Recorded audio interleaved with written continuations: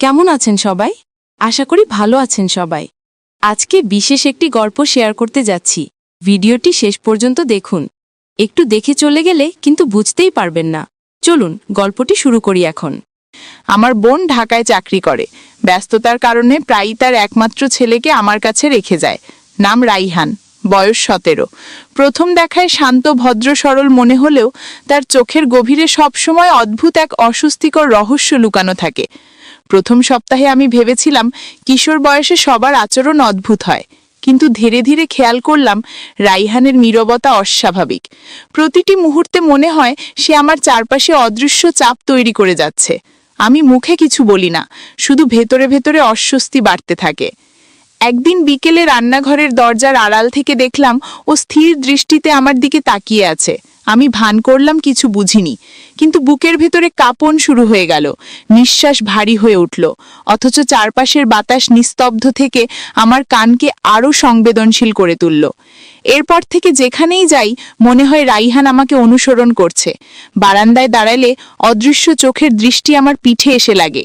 আমি ঘুরে তাকাই না, শুধু ভেতরে চাপা আতঙ্ক জমে ওঠে, আর চারপাশের নীরবতা সেই আতঙ্ককে আরও স্পষ্ট করে তোলে। রাতের খাবারের টেবিলে মেয়েরা হাসাহাসি করলেও রাইহান চুপচাপ বসে থাকে। তার চোখের ভেতরে এক ধরনের গভীরতা খেলা করে। আমি চোখ ফিরিয়ে নিই, কিন্তু অনুভব করি সেই দৃষ্টির ভার আমাকে আচ্ছন্ন করছে। শোবার ঘরে আয়নার সামনে দাঁড়ালে মনে হয় পেছনে কেউ আছে। আমি ঘুরে তাকাই না, শুধু বুকের ভেতরে কাঁপন বেড়ে যায়। সেই অদৃশ্য চাপ আমাকে অসহায় করে তোলে। প্রতিটি পদক্ষেপে যেন ছায়ার মতো উপস্থিতি আমাকে অনুসরণ করে। সেদিন বিদ্যুৎ চলে গেল, ঘর অন্ধকার হয়ে গেল। আমি মোমবাতি খুঁজতে গিয়ে দেখি রাইহান আমার সামনে দাঁড়িয়ে আছে। কিছু বলে না, শুধু গভীর দৃষ্টিতে তাকিয়ে থাকে। তার নীরব চোখের ভাষা যেন আমার চারপাশে অদৃশ্য বেড়াজাল তৈরি করে। আমি স্থির হয়ে যাই। পরদিন সকালটা স্বাভাবিক ভান করলেও মনের ভেতরে অদ্ভুত ভয় জমেছিল।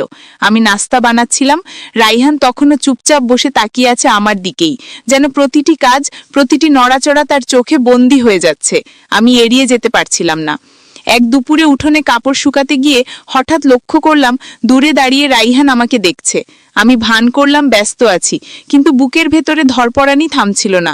প্রতিটি মুহূর্ত তার উপস্থিতি আমাকে আরও অস্বস্তিতে ফেলছিল। বাড়ির পরিবেশ ক্রমশ নিস্তব্ধ হয়ে উঠছিল, যেন দেয়ালগুলোও আমার গোপন ভয় শোনে। রাইহানের প্রতিটি পদক্ষেপ, প্রতিটি দৃষ্টি আমাকে চেপে ধরছিল। আমি কারো কাছে কিছু বলতে সাহস পাচ্ছিলাম না। রাতে ঘুম ভেঙে গেলে মনে হয় দরজার কাছে কেউ দাঁড়িয়ে আছে। আলো জ্বালালে কাউকে দেখা যায় না, তবু আমি অনুভব করি সেই নীরব চাপ আমার ভেতরে জমে যাচ্ছে। এক সন্ধ্যায় বারান্দায় চুপচাপ বসেছিলাম, রাইহান এসে পাশে দাঁড়ালো।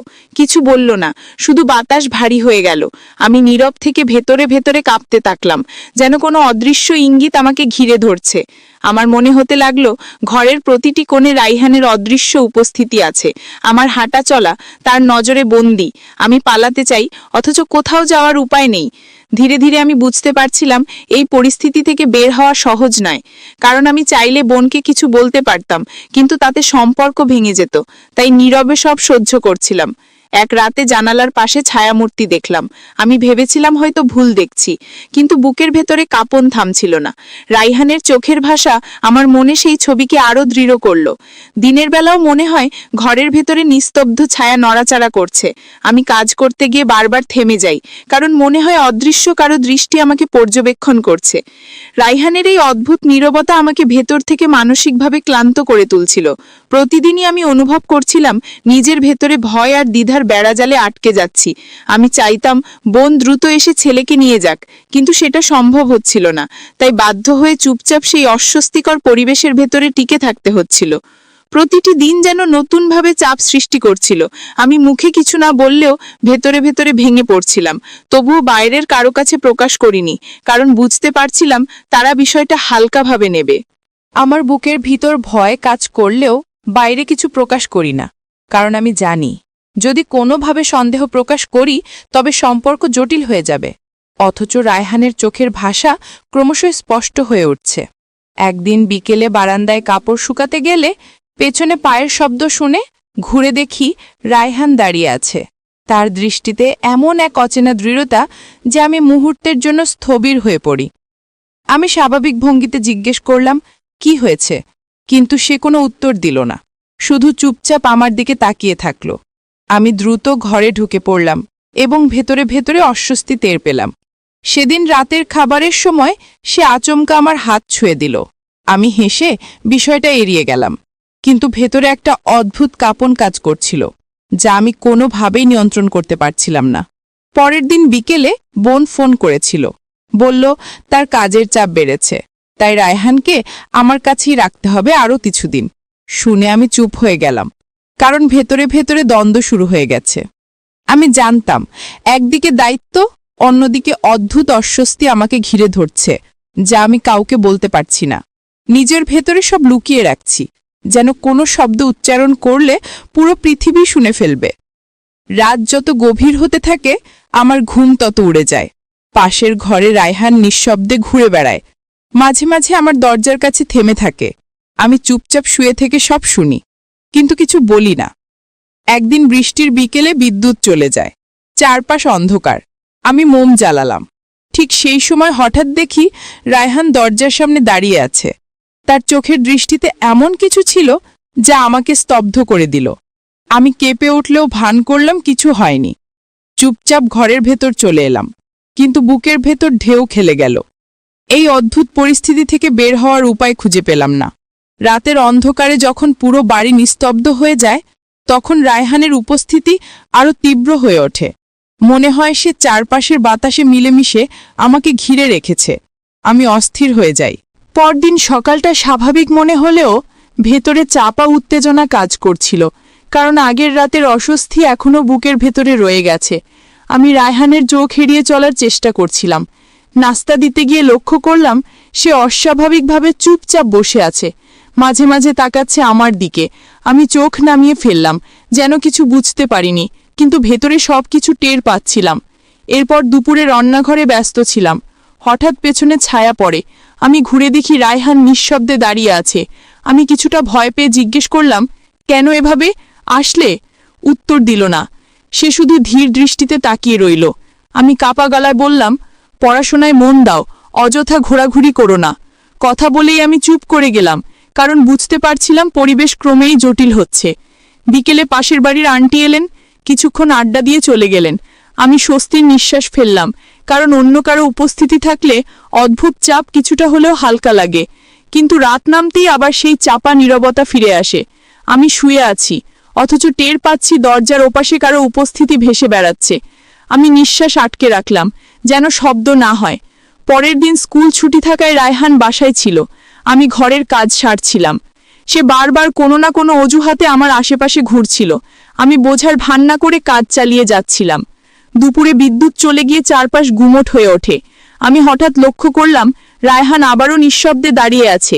আমি কঠিন গলায় বললাম, বারবার এভাবে কাছে এসো না, এতে আমি অস্বস্তি পাই। সে তখনও চুপ করে দাঁড়িয়ে থাকলো, কোনো উত্তর দিল না। তার চোখের দৃষ্টি আরও গাঢ় হয়ে উঠল। আমি তাড়াতাড়ি চোখ নামিয়ে নিলাম, যেন কিছু বুঝিনি, এমন ভান করলাম। আমার ভেতরে ভেতরে ভয় কাজ করলেও বাইরের কাছে কিছু প্রকাশ করতে পারলাম না, কারণ যদি বলি তবে হয়তো বোন বিশ্বাস করবে না। তাই নিজের মনেই দ্বন্দ্ব নিয়ে চলতে থাকলাম। পরদিন ভোরে ফজরের আজানের সময় ঘুম ভেঙে দেখি বারান্দায় দাঁড়িয়ে রায়হান আকাশের দিকে তাকিয়ে আছে। আমি কিছু বলিনি, শুধু চুপচাপ দাঁড়িয়ে থেকে তার আচরণ লক্ষ্য করছিলাম। মুহূর্তের জন্য মনে হলো সে অন্য এক জগতে হারিয়ে গেছে। তারপর ধীরে ধীরে আমার দিকে ফিরল। আমি তাড়াতাড়ি চোখ নামিয়ে নিলাম, যেন কিছু বুঝিনি, এমন ভান করলাম। সকালবেলায় বাজার করতে বেরোতে হবে বলে প্রস্তুতি নিচ্ছিলাম। তখন রায়হান বলল সেও যাবে। আমি নিরুপায় হয়ে রাজি হলাম, কারণ একা বাজারে যাওয়া আমার পক্ষে সহজ নয়। বাজারে গিয়ে লক্ষ্য করলাম সে অদ্ভুতভাবে চুপচাপ আমার পাশে হাঁটছে। অন্য ছেলেদের মতো কোনো দুষ্টুমি নেই, শুধু অস্বাভাবিক নীরবতা। আমি আরও অস্থির হয়ে পড়লাম। বাজার থেকে ফিরে এলাম ঘরে, কাজ করতে শুরু করলাম, কিন্তু ভেতরে অদ্ভুত অস্বস্তি যেন আমাকে গ্রাস করছে। মনে হচ্ছিল অচেনা এক ছায়া সবসময় পেছনে ঘুরছে। রাতে যখন সবাই ঘুমিয়ে গেছে, তখন বারান্দায় দিয়ে হঠাৎ শব্দ পেলাম। আমি দরজা খুলে দেখলাম রায়হান দাঁড়িয়ে আছে। আমি অবাক হয়ে জিজ্ঞেস করলাম, এত রাতে এখানে কেন? সে কোনো উত্তর দিল না, শুধু তাকিয়ে থাকলো। আমি বিরক্ত হয়ে ভেতরে ঢুকে দরজা বন্ধ করে দিলাম, কিন্তু বুকের ভেতর কাঁপন থামছিল না। মনে হচ্ছিল ঘটনা আরেকদিকে মোড় নিচ্ছে। পরের দিন সকালের নাশতায় অদ্ভুত নীরবতা বিরাজ করছিল। আমি ভান করছিলাম সব স্বাভাবিক, কিন্তু ভেতরে ভয় বাড়ছিল, কারণ বুঝতে পারছিলাম পরিস্থিতির নিয়ন্ত্রণের বাইরে চলে যাচ্ছে। রায়হান কোনো কথা বলছিল না, শুধু অদ্ভুত দৃষ্টিতে তাকিয়ে যাচ্ছিল। আমি জোর করে অন্য প্রসঙ্গে কথা তুলছিলাম, কিন্তু সে চুপচাপ থেকে যাচ্ছিল, যেন কোনো গভীর ভাবনায় ডুবে আছে। আমি চেষ্টা করছিলাম সবকিছু এড়িয়ে যেতে, কিন্তু প্রতিটি মুহূর্তে অনুভব করছিলাম তার দৃষ্টি আমাকে ঘিরে রেখেছে। আমি যতই অস্বীকার করি, সত্যিটা ততই স্পষ্ট হয়ে উঠছিল। এক দুপুরে হঠাৎ বিদ্যুৎ চলে যায়, চারপাশ অন্ধকার হয়ে যায়। আমি রান্নাঘরে মোম খুঁজছিলাম, হঠাৎ পিছন থেকে রায়হানের উপস্থিতি টের পেলাম। আমি স্থির হয়ে গেলাম। সে ধীরে ধীরে কাছে আসছিল। আমি তাড়াতাড়ি পাশ কাটিয়ে বাইরে বেরিয়ে এলাম। কিছু না বলে কাজের অজুহাতে চলে গেলাম, কিন্তু বুকের ভেতরে প্রচণ্ড কাঁপন হচ্ছিল। আমি বুঝতে পারছিলাম এই নীরবতা টান এড়িয়ে যাওয়া সহজ হবে না, প্রতিদিন আরও জটিল হয়ে উঠছে। অথচ আমি কাউকে কিছু বলতে পারছি না, শুধু নিজেকে দমন করে যাচ্ছি। রাতের বেলা ঘুমানোর চেষ্টা করলেও ঘুম আসছিল না, কারণ জানতাম দরজার ওপাশে হয়তো রায়হান দাঁড়িয়ে আছে। প্রতিবার টের পেতাম অদ্ভুত নিঃশ্বাস ভেসে আসছে।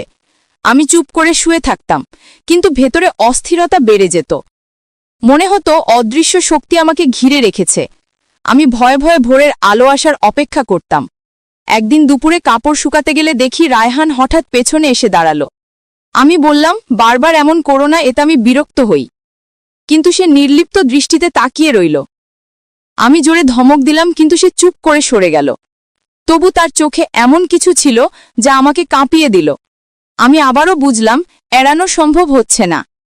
বিকেলে আমার বোন ফোন করেছিল। সে বলল অফিসের কাজে ব্যস্ত থাকবে, তাই রায়হানকে আমার কাছে আরও দিন রেখে দিতে হবে। আমি কিছু বলতে পারলাম না, শুধু হ্যাঁ বললাম। মনের ভেতর অদ্ভুত চাপ তৈরি হলো। আমি জানতাম দিন যত বাড়বে পরিস্থিতি তত জটিল হবে। অথচ আমার পক্ষে কিছুই করার নেই, শুধু মেনে নেওয়া ছাড়া উপায় নেই। পরদিন সকালে স্কুলে যাওয়ার কথা ছিল, কিন্তু রায়হান গেল না, বলল শরীর ভালো লাগছে না। আমি কিছু বলতে পারলাম না, শুধু ওষুধ দিলাম, আর ভেতরে সন্দেহ বাড়ল। সারাদিন সে বাড়িতেই ছিল, মাঝে মাঝে আমার কাছে চলে আসছিল। আমি ভান করছিলাম স্বাভাবিক, কিন্তু ভেতরে ভয় আর দ্বিধা জমে উঠছিল। আমি কেবল নীরবতা আঁকড়ে ধরলাম। রাতে খাওয়ার সময়ও অদ্ভুত নীরবতা বিরাজ করছিল। আমি কিছু বলছিলাম না, সেও কোনো উত্তর দিচ্ছিল না। শুধু তার দৃষ্টিতে অদৃশ্য প্রশ্ন ভেসে বেড়াচ্ছিল। আমি বুঝতে পারছিলাম এই খেলা দীর্ঘায়িত হবে, আর আমি যতই এড়িয়ে যাই তা থেকে মুক্তি পাওয়া কঠিন হয়ে পড়ছে। আমার ভেতরে অজানা অস্বস্তি জমে উঠছে। ভোরবেলায় ঘুম ভাঙতেই দেখি রায়হান আমার ঘরের দরজার সামনে বসে আছে। আমি ভয় পেয়ে জিজ্ঞেস করলাম, এখানে কেন? সে শুধু বলল, ঘুম আসছিল না তাই।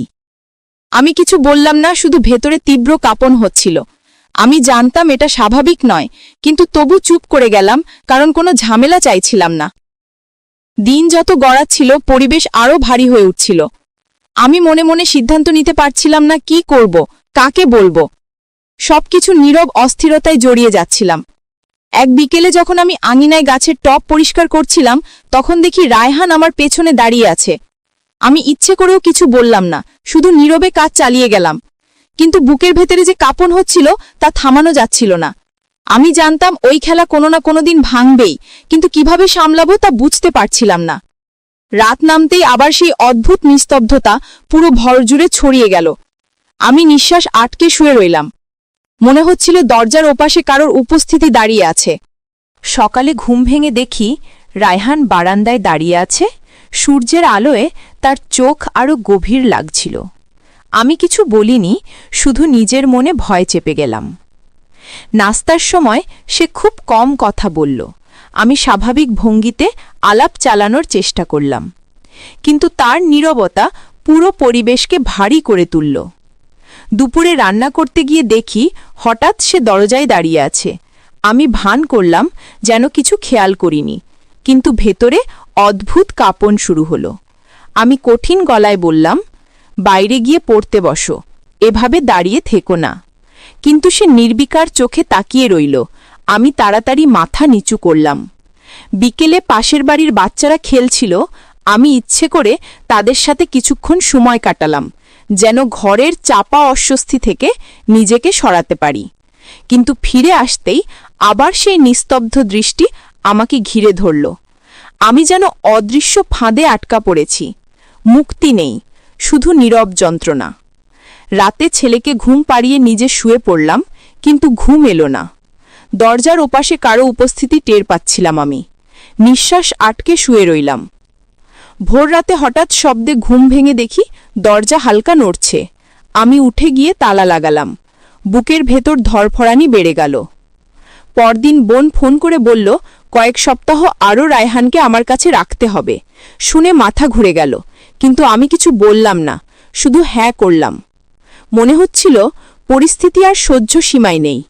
তবু কাউকে কিছু জানাতে পারলাম না, শুধু নীরবে নিজের ভেতর ভয় আর দ্বিধা জমিয়ে রাখলাম। দুপুরে হঠাৎ বিদ্যুৎ চলে গেল। চারপাশ অন্ধকার হয়ে গেল। আমি মোম খুঁজছিলাম, তখন হঠাৎ তার ছায়া পেছনে অনুভব করলাম। কেঁপে উঠলাম। আমি তাড়াতাড়ি বেরিয়ে এলাম। বললাম, মোম আনতে হবে, বাইরে যাচ্ছি। সে কিছু বলল না, শুধু অদ্ভুত দৃষ্টিতে তাকিয়ে রইল। সন্ধ্যায় বৃষ্টি শুরু হলো। ঘরের ভেতর বাতাস ভারী হয়ে উঠল। জানালার পাশে বসে আমি ভাবছিলাম কিভাবে এই চাপ থেকে মুক্তি পাব। ঠিক তখন রায়হান নিঃশব্দে এসে দাঁড়ালো। আমি আতকে উঠলাম, কিন্তু বাইরে কিছু প্রকাশ করিনি, শুধু ভান করলাম আমি ব্যস্ত। আমার বুকের ভেতর কাঁপন চলছিল, কিন্তু মুখে কোনো শব্দ আনলাম না। ভেবেছিলাম হয়তো সময়ের সাথে সব স্বাভাবিক হয়ে যাবে, কিন্তু দিন যত বাড়ছে তার দৃষ্টি তত গভীর হচ্ছে। আমি যতই এড়িয়ে যাই ততই সে আরও কাছে চলে আসছে। এক রাতে যখন বৃষ্টি হচ্ছিল, তখন আমি হঠাৎ টের পেলাম দরজার ফাঁক দিয়ে আলো আসছে। আমি উঠে গিয়ে দেখি সে বারান্দায় দাঁড়িয়ে। আমার গলা শুকিয়ে গেল, কিছু বলতে পারলাম না, শুধু চুপ করে ফিরে এলাম। একদিন বিকেলে যখন কাপড় গুছাচ্ছিলাম তখন সে হঠাৎ পেছনে এসে দাঁড়ালো। আমি জিজ্ঞেস করলাম, কেন এভাবে করছো? সে কিছু বলল না। তার চোখে এক অদ্ভুত দৃঢ়তা। আমি সরে এলাম, কিন্তু বুকের ভেতরে ভয়ে জমে উঠল। আমি আর সহ্য করতে পারছিলাম না। পরদিন আমি ছেলেকে নিয়ে স্কুলে বেরোলাম। রায়হান বাসায় একা থাকল। সারাদিন আমার মাথায় ঘুরছিল এই অবস্থার কোনো সমাধান খুঁজতে হবে। ফিরে এসে দেখি সে চুপচাপ বসে আছে। আমি ভান করলাম কিছু হয়নি, কিন্তু মনে হচ্ছিল ভেতরে ভেতরে সে আরও শক্ত হচ্ছে। রাতে আমি সিদ্ধান্ত নিলাম দরজায় তালা দিয়ে ঘুমাবো, কিন্তু তবুও ঘুম আসছিল না। প্রতিটি শব্দে মনে হচ্ছিল সে কাছাকাছি আছে। এক রাতে হঠাৎ জানালার পাশে শব্দ পেলাম। আমি ভয়ে কাঁপছিলাম, কিন্তু সাহস করে তাকালাম। দেখি ছায়া নড়ছে। আমি তাড়াতাড়ি চোখ নামালাম, কিছু না দেখে ভান করলাম ঘুমাচ্ছি, কিন্তু ভেতরে ভয় আরও বাড়ছিল। দিন যত গড়াচ্ছে আমি ততই বুঝতে পারছিলাম এড়ানো কঠিন হয়ে পড়ছে। প্রতিটি মুহূর্তে অদ্ভুত উত্তেজনা আমাকে ঘিরে ধরছে। এক সকালে আমি চা বানাচ্ছিলাম, হঠাৎ সে এসে দাঁড়ালো। আমি বললাম, বারবার এমন করো না, এতে আমি বিরক্ত হই। সে কিছু বলল না, শুধু তাকিয়ে রইল। আমি সরে গেলাম, কিন্তু ভিতরে প্রচণ্ড কাঁপন হচ্ছিল। আমি জানতাম এভাবে চলতে থাকলে একদিন সবকিছু ভেঙে পড়বে, কিন্তু কিভাবে সামলাবো বুঝতে পারছিলাম না। রাতে ঘুম ভেঙে দেখি দরজার সামনে কারোর উপস্থিতি। আমি জানতাম সেই দাঁড়িয়ে আছে, কিন্তু সাহস করে কিছু বললাম না। আমি চুপচাপ শুয়ে থাকলাম। সকাল না হওয়া পর্যন্ত নড়তে সাহস পেলাম না। পরদিন বোন আবার ফোন করল, বলল আরও কিছুদিন রায়হানকে আমার কাছে রাখতে হবে। আমি হ্যাঁ বললাম। ভেতরে প্রচণ্ড চাপ বাড়ছিল, কিন্তু আমি কিছু বলতে পারছিলাম না, শুধু নীরবে মেনে নিচ্ছিলাম। সারাদিন আমি চেষ্টা করছিলাম নিজেকে ব্যস্ত রাখতে, কিন্তু প্রতিটি মুহূর্তে তার উপস্থিতি আমাকে ঘিরে ধরছিল। রাতে আমি দরজা বন্ধ করে শুয়ে পড়লাম, কিন্তু ভেতরে ভয় থামছিল না। মনে হচ্ছিল কোনো অজানা ঝড় আসছে। আমি ভেবেছিলাম বয়স বেড়ে গেলে সবকিছু স্থির হয়ে যাবে, কিন্তু এখন বুঝতে পারছি বয়সের সাথে সাথে কিছু জিনিস আরও জটিল হয়ে ওঠে। কারণ প্রতিদিন নতুন এক চাপ আমাকে ঘিরে ধরে, আর আমি মুখে কিছু না বললেও ভেতরে ভেতরে দম বন্ধ হয়ে আসে। আমি রান্নাঘরে দাঁড়িয়ে ভাত নামাচ্ছিলাম, তখন হঠাৎ টের পেলাম পেছনে কারো উপস্থিতি। আমি ঘুরে তাকাইনি, শুধু ভান করেছিলাম ব্যস্ত আছি, কিন্তু ভেতরে কেমন শিরশির করছিল, যেন অদৃশ্য কিছু আমার চারপাশে ঘুরে বেড়াচ্ছে, আর আমি সেই অনুভূতি উপেক্ষা করার চেষ্টা করছি। আমি জানি রায়হান আমার থেকে ছোট, অথচ তার দৃষ্টি অস্বস্তিকরভাবে বড় হয়ে ওঠে। আমি চোখ সরিয়ে নিই, আমি ভাবি সে পড়াশোনায় মন দিক, কিন্তু সে যখন চুপচাপ আমার দিকে তাকায় তখন বুকের ভেতর ঢেউ উঠে যায়, আর আমি কঠিন মুখে ভান করি কিছুই হয়নি। আমি রাতে ঘুমাতে গেলে দরজার ওপাশে শব্দ শুনি, কারো হাঁটার আওয়াজ, কারো নিঃশ্বাসের শব্দ। আমি বালিশ চেপে ধরি যেন নিজেকে আড়াল করতে পারি। আমি চোখ বন্ধ করে প্রার্থনা করি সকাল হয়ে যাক, আলো ঢুকে যাক ঘরে, যাতে আমি অন্তত কিছুটা স্বাভাবিক হতে পারি। আমি কখনো জানালার পাশে দাঁড়িয়ে আকাশ দেখি। আমি ভাবি মুক্তি কোথায়, আমি কেন এভাবে বন্দী হয়ে যাচ্ছি। আমি কাউকে বলতে পারি না, আমি শুধু নিজের সাথে লড়াই করি। আমি মনে করি যদি অন্যরা টের পায় তাহলে হয়তো সম্পর্কের ভেতরে তিক্ততা ছড়িয়ে যাবে, তাই আমি নীরব থাকি। আমি ভেবেছিলাম নীরব থাকলেই সব ঠিক হয়ে যাবে, কিন্তু প্রতিদিন নতুনভাবে বুঝতে পারি নীরবতা সবসময় সমাধান দেয় না, বরং তা আরও ভারী হয়ে ওঠে, আর আমার শ্বাস নিতে কষ্ট হয়। আমি মনে করি হয়তো একদিন সবকিছু নিজে থেকেই থেমে যাবে। আমি বিকেলে ছেলেকে নিয়ে পাশের বাড়ি গেলে কিছুটা শান্তি পাই। অন্য মানুষের ভিড়ে চাপা অস্বস্তি কমে যায়। আমি হাসি মুখে কথা বলি যেন কিছুই হয়নি, কিন্তু ঘরে ফেরার পর আবার সেই পরিবেশ, সেই দৃষ্টি, সেই চাপ আমাকে ঘিরে ধরে, আর আমি আবার একা হয়ে যাই। আমি জানি না কতদিন এভাবে চলবে। আমি শুধু জানি আমি কাউকে বলতে পারি না। আমি শুধু নিজের ভেতর কথা জমিয়ে রাখি। আমি ভান করি শক্ত আছি, কিন্তু প্রতিদিন প্রতি রাতে আমি ভেতরে ভেতরে ভেঙে যাচ্ছি, আর কারো সঙ্গে শেয়ার করতে না পারার কষ্ট আমাকে আরও দুর্বল করে দিচ্ছে। আমি চুপচাপ সব মেনে নিই। আমি ভাবি হয়তো সময় বদলাবে। আমি ভাবছিলাম এতদিন যা যা ঘটেছে তা হয়তো আমার ভ্রম মনে হচ্ছে, কিন্তু প্রতিদিন যখন নতুন করে সেই চাপ আমাকে আঘাত করে তখন বুঝি এটা কল্পনা নয় বরং বাস্তব। আমি যতই নিজেকে বোঝাই সব ঠিক হয়ে যাবে, ভেতরে ভেতরে জানি সবকিছু আরও কঠিন হয়ে যাচ্ছে। আমি নীরব থাকার অভ্যাস করে ফেলেছি। আমি জানি না সেটা শক্তি নাকি দুর্বলতা। আমি চুপচাপ থেকে কাউকে কিছু বলি না, কারণ মনে হয় যদি বলি তবে কথা ছড়িয়ে পড়বে আর আমার সম্মান ভেঙে যাবে। তাই আমি মনের ভেতরে সব লুকিয়ে রাখি, যদিও তাতে বুকের ভেতরে ভার জমে জমে শ্বাস বন্ধ হয়ে আসে। আমি জানি না রায়হান কেন এমন আচরণ করে। আমি বুঝতে পারি না সে কেন স্বাভাবিক থাকতে পারে না। আমি চাই সে পড়াশোনায় মন দিক, আমি চাই সে জীবনে এগিয়ে যাক, কিন্তু যখন দেখি তার দৃষ্টি আমার দিকে এমনভাবে পড়ে তখন আমি চোখ নামিয়ে ফেলি আর মনে মনে বলি এমনটা না হোক। আমি প্রতি রাতে প্রার্থনা করি, আমি আল্লাহর কাছে বলি যেন তিনি আমাকে এই চাপ থেকে মুক্ত করেন।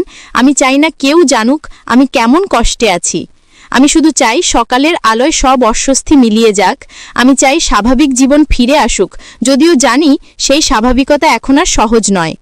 আমি যখন আয়নার সামনে দাঁড়াই তখন নিজেকে অপরিচিত মনে হয়। আমি দেখি চোখের নিচে দাগ জমছে, আমি অনুভব করি মুখের ভেতর এক ধরনের ক্লান্তি তৈরি হচ্ছে। আমি নিজেকে শক্ত দেখাতে চাই, কিন্তু ভেতরে আমি প্রতিদিন ভেঙে যাচ্ছি, আর সেটা আমি ছাড়া কেউ টের পায় না। আমি কখনো ভেবেছিলাম যদি সব ছেড়ে কোথাও চলে যাই তবে হয়তো মুক্তি পাবো, কিন্তু আমি জানি সংসার ফেলে যাওয়া যায় না, দায়িত্ব থেকে পালানো যায় না। তাই আমি প্রতিদিন একইভাবে ভান করি, হাসি, কথা বলি, কাজ করি, কিন্তু ভেতরে আমি কষ্ট লুকিয়ে রাখি। আমি বুঝি জীবনের কিছু পরিস্থিতি মুখে বলার মতো নয়। আমি জানি এই গল্প কাউকে শোনানো যায় না। আমি জানি এটা বললে কেউ বিশ্বাসও করবে না। তাই আমি চুপচাপ আমার ভেতরে গল্প বুনে যাই। আমি নিজেই নিজের সাথে কথা বলি যেন অন্য কারো প্রয়োজন নেই। আমি ভেবেছিলাম সময় সবকিছু মুছে দেবে, কিন্তু সময় শুধু মনে করিয়ে দেয় আমি আসলে কতটা একা। আমি ভেতরে ভেতরে লড়াই করি। আমি জানি এই লড়াই দীর্ঘ হবে। আমি জানি এই লড়াইয়ে আমাকে একাই টিকে থাকতে হবে, আর সেই কারণেই আমি নীরব থাকি, হাসি মুখে সব মেনে নিই। আমি জানি আমার এই বলা কথাগুলো কেউ শোনে না, কিন্তু ভেতরে জমে থাকা চাপ একসময় বিস্ফোরণের মতো হয়ে ওঠে। আমি তাই নীরবে নিজের সাথে শেয়ার করি। আমি গল্প করি নিজের সাথেই। আমি বলি আমি শক্ত, আমি বলি আমি ভাঙব না, যদিও ভেতরে আমি জানি আমি প্রতিদিন একটু একটু করে হারিয়ে যাচ্ছি। আমি জানি এই জীবন এমনই চলবে। আমি জানি না সামনে কি অপেক্ষা করছে। আমি শুধু জানি আমি নীরব থাকব, আমি ভান করব স্বাভাবিক আছি। আমি আমার গল্প কাউকে বলবো না, শুধু নিজের সাথে চুপচাপ ভাগ করে নেব। যতদিন পারি ততদিন এভাবেই টিকে থাকব।